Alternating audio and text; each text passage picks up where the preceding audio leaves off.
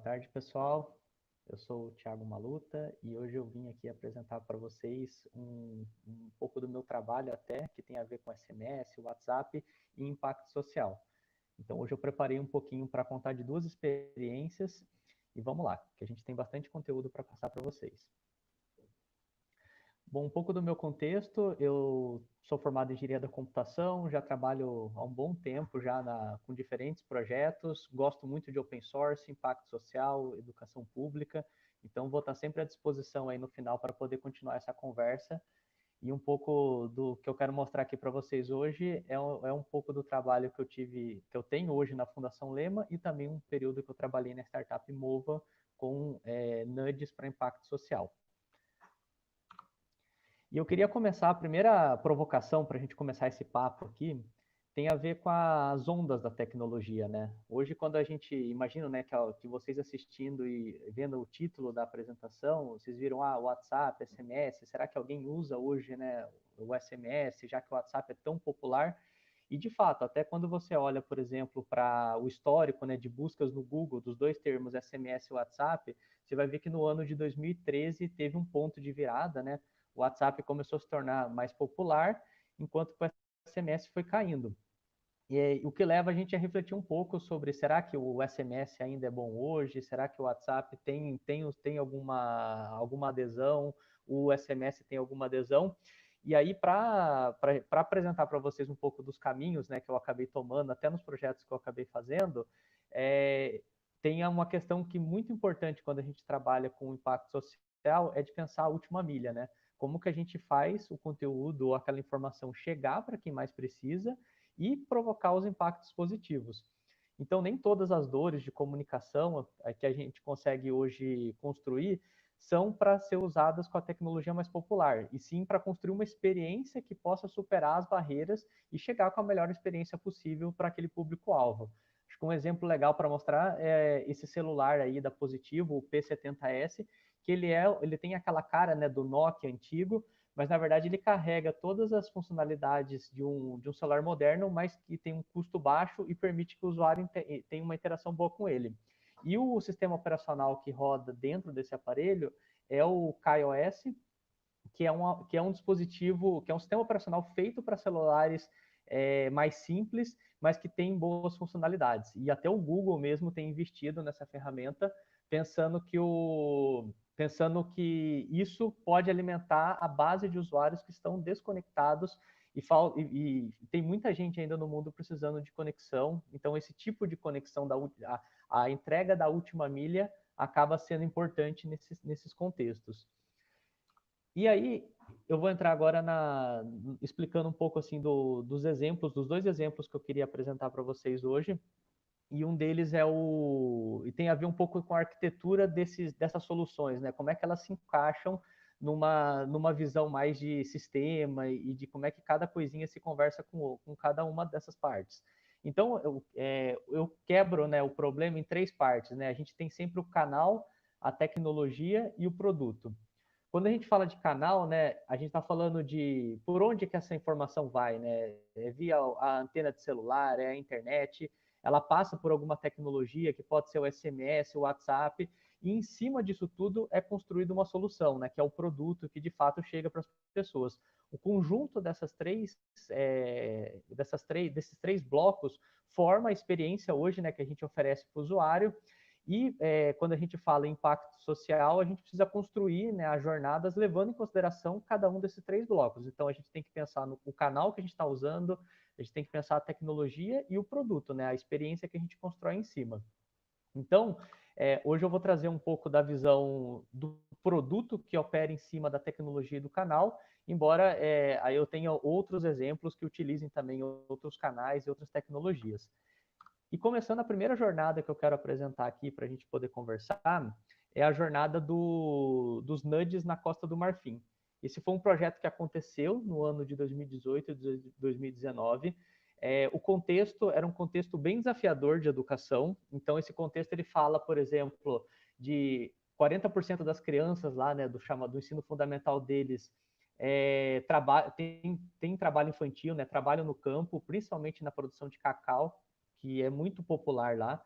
existe uma alta evasão escolar, então é mais de 10% ao ano a evasão, e existe muita repetência também dos alunos. Então, a gente se deparou, né, quando foi fazer esse projeto, com um contexto muito desafiador, onde, por um lado, existem grandes desafios, e do outro, a tecnologia também não chega da sua forma mais plena, né? Então, falta o exemplo da foto ali, né? Tem uma sala de aula muito simples, não necessariamente o acesso a smartphone, a conectividade também tem seus desafios, e aí a solução criada naquele contexto usou o SMS como o canal para, como a tecnologia, né? A tecnologia é o SMS, o canal usando o celular das pessoas, porque é o que a maioria das pessoas tem lá para poder se comunicar. E aí a solução ela foi construída em cima dessas premissas. Então, a primeira coisa, né, teve uma parceria da startup Mova, que eu trabalhava na época, com uma fundação e o Ministério da Educação local, e durante 10 meses os pais receberam uns conteúdos por SMS, foram aproximadamente 5.500 pais que receberam, de 2 regiões lá da Costa do Marfim, e receberam essa experiência por meio de um nudgebot. Eu vou até explicar para vocês o que é um nudgebot, e essa entrega, essas mensagens, elas também foram avaliadas para saber se teve ou não teve algum efeito positivo. Então, teve um estudo rigoroso, que teve um grupo de tratamento, um grupo de controle, e aferiu lá na frente se tinha ou não tinha impacto, e eu vou falar também dos resultados. Então, a solução, ela usou parte de uma metodologia da teoria dos nudges, que é um tema que o pessoal das ciências comportamentais estuda, né?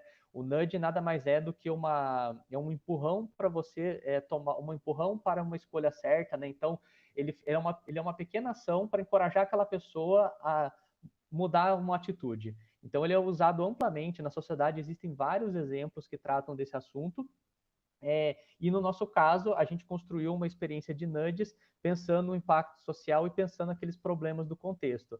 Então, a gente falou de trabalho infantil, a gente falou da punição física, que é muito comum na Costa do Marfim, então a gente tratou desse assunto. São todos os assuntos que o pai pode trabalhar com seu filho e, consequentemente, melhorar a relação dele com o filho e a relação do filho com a escola. Então, a gente trabalhou uma série de teorias para construir os conteúdos, e esse conteúdo ele foi entregue por meio de um bot que entregava as mensagens via o canal da SMS.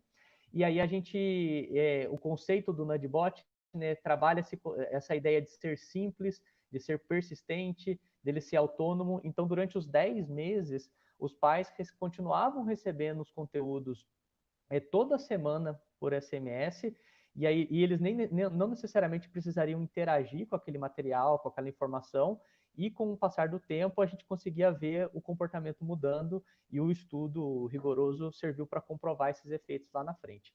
E no final do dia, sempre quando existe esse conceito de nudgebot, eu trago a comparação com o chatbot. O chatbot ele trabalha mais a questão da linguagem natural, ele trabalha mais a interpretação, né, conseguir ser mais conversacional com o usuário, ao passo que o nudgebot ele é muito, muito simples. Ele pega uma informação que é importante para aquele público-alvo, entrega de uma forma consistente, e no final a gente consegue aferir os resultados, ter o impacto que é planejado. E no final desse trabalho, a gente teve alguns resultados, né? A gente conseguiu, por exemplo, medir que a aprendizagem de leitura e matemática aumentou. É como se um aluno, daqueles pais que receberam as mensagens, o aluno ele ganhou um bimestre de estudo, pelo simples fato de ter essa relação, de ter essa mudança de comportamento. A evasão escolar também diminuiu bastante, em média 50%, mas teve em alguns contextos até mais do que isso, 70% nos primeiros anos. E também a gente conseguiu pegar a redução dos indicadores relacionados à punição física. É até meio estranho, né, a gente às vezes comentar disso no Brasil, mas lá é muito comum, assim, é uma coisa que até pouco tempo atrás era uma coisa que nem a lei punia, sabe? O pai bater no filho porque ele não estuda, ou porque ele teve algum problema na escola. Então, a gente trabalhou até com algumas organizações internacionais para definir o melhor conteúdo para isso, e aí, com isso, a gente encapsulou no Nudge, que chegou via Nudgebot para os pais, e a gente conseguiu depois medir essa melhora nos resultados. Então, eu tenho um pouco das fotos, um pouco do contexto. A gente chegou a fazer algumas visitas lá na Costa do Marfim para conversar com as pessoas, construir. E esse é um exemplo do uso do SMS encapsulado para aquele público-alvo e teve bons resultados na aprendizagem, no engajamento. E isso está sendo discutido agora para escalar e para chegar em mais pais, mais famílias lá da Costa do Marfim. Eu vou agora passar para a próxima jornada, para explicar para vocês também um pouco do trabalho com o WhatsApp agora, e agora olhando para o Brasil, trazendo um novo exemplo. Tem uma. Eu vou colocar o link dessa apresentação, né? Mas tem um vídeo também que explica um pouco do projeto. Eu estou até nesse vídeo aí com um diretor de escola lá, explicando para ele um pouco da ferramenta que ele tinha para acompanhar a presença dos alunos. Isso também era informado aos pais. Então, se alguém tiver interesse em saber mais como foi essa experiência, como foi a questão dos pais, alguns depoimentos, esse vídeo aqui pode estar no YouTube, mas tem o link aí. Vocês podem assistir e acompanhar depois com mais detalhes e falar comigo também. E a jornada número 2, ela tem a ver com o Brasil, tem a ver com a pandemia e tem a ver com o WhatsApp. Então, isso tem a ver com o meu trabalho mais recente na Fundação Lehman. Desde março desse ano, né, a gente tem se mobilizado numa força-tarefa para olhar, né, para os impactos do Covid na educação pública no Brasil. Então, desde esse mapa aí é um monitoramento que a gente fez, né, para olhar para cada um dos estados na época que começaram a fechar as escolas, né, começar a ter as aulas à distância, as aulas remotas, e aí, em um determinado momento, a gente está falando até um pouco agora, né, de uma certa volta, né, controlada e bem estruturada para evitar qualquer problema, mas na época o Brasil todo parou praticamente, né, por causa da pandemia, e teve toda uma movimentação para disponibilizar algumas soluções emergenciais para minimizar esse impacto. Então, a gente pensou em muitas soluções, essa não é a única que foi desenvolvida, mas é uma que olha muito para a questão também das desigualdades no acesso, e a gente apostou no WhatsApp como um canal para entregar conteúdos para os alunos, para que eles possam estudar, né, ter um apoio aos estudos e levar em consideração, por exemplo, que todo mundo tem WhatsApp, não precisaria instalar nada, algumas operadoras oferecem certos subsídios para o usuário poder acessar o WhatsApp lá dentro. Então, a partir desse contexto, né, de emergência, de pandemia, a gente construiu uma solução.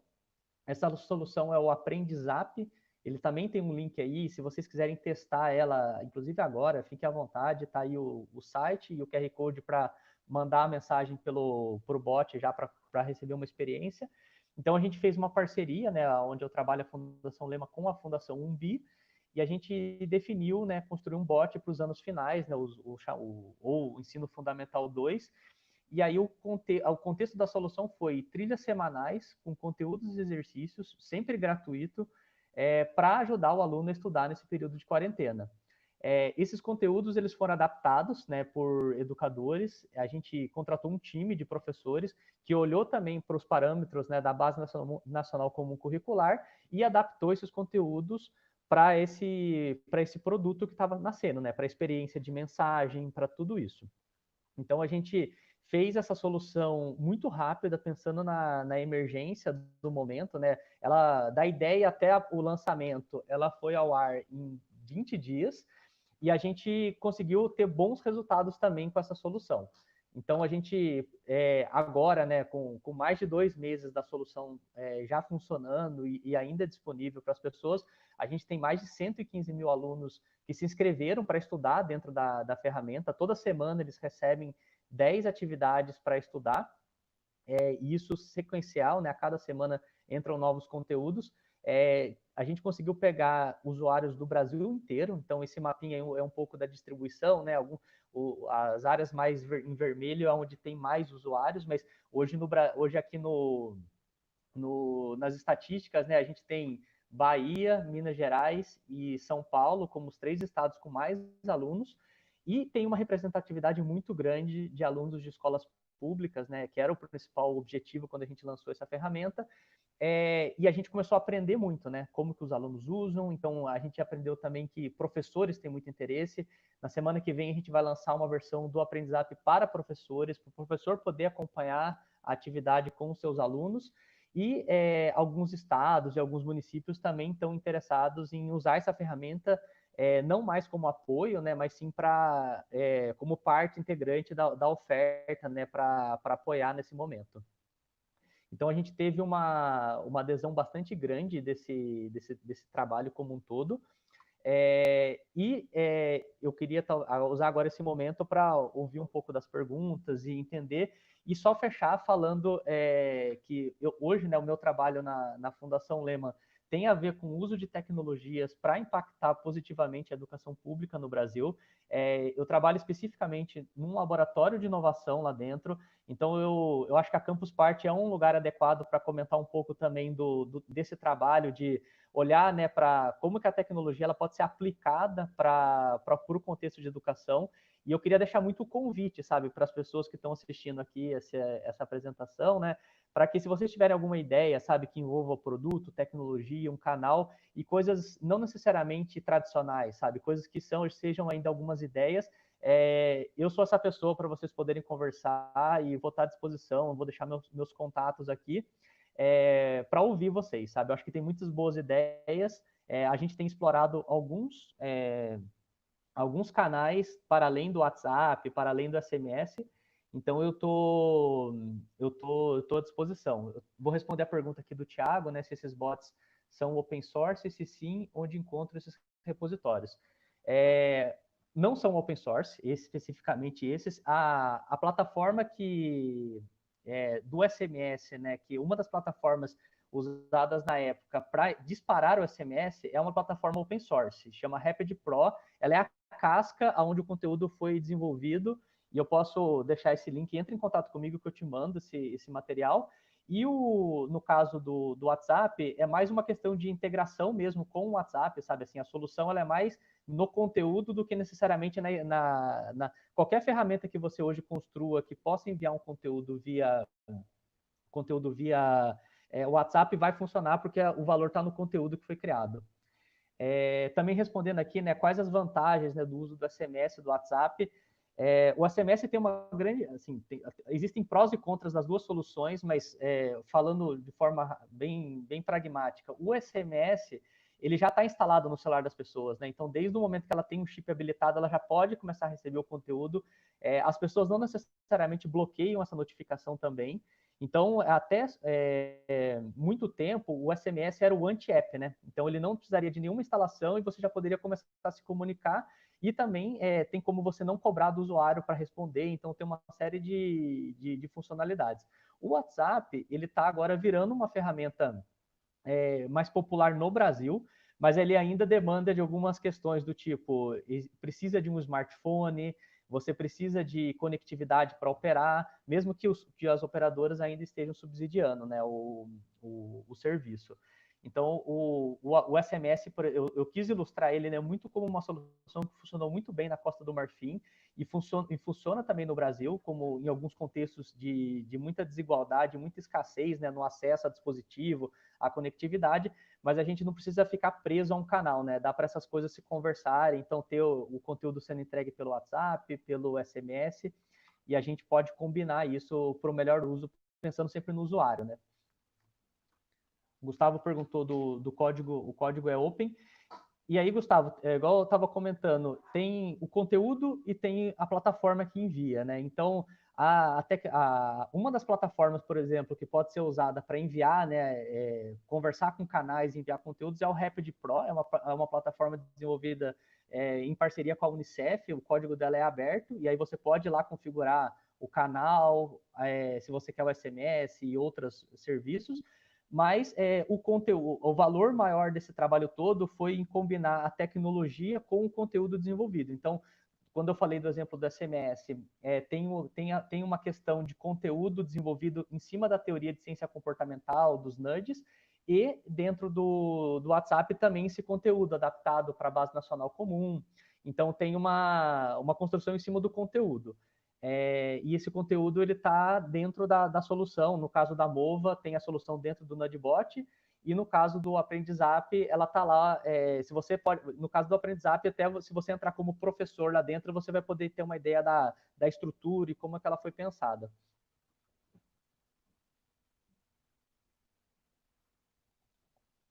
Eu vou dar uma olhada aqui nas perguntas. Ah, o WhatsApp é muito útil para o ensino à distância, se usado de maneira acertada, imagino que foi isso.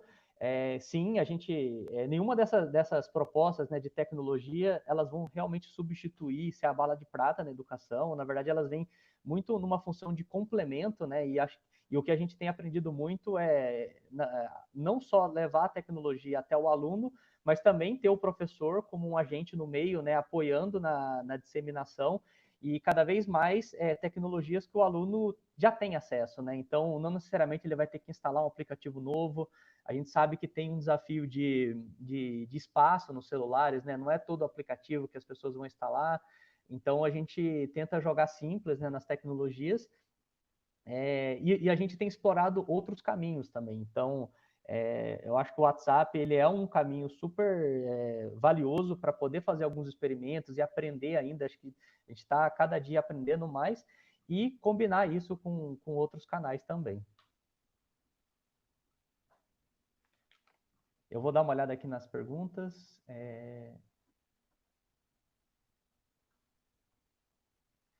Eu acho que não tem mais nenhuma pergunta adicional, mas eu vou anotar aqui o que veio, e, novamente, eu vou deixar o meu contato à disposição para vocês.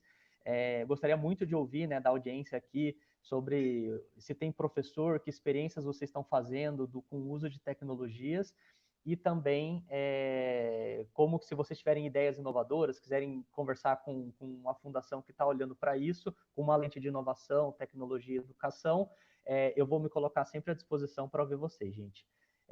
Eu já estou quase no finalzinho do tempo, né, que a gente tinha para essa palestra. Agradeço demais vocês que assistiram aqui, agradeço os comentários, e continuamos essa conversa em outro canal, gente. Muitíssimo obrigado mesmo.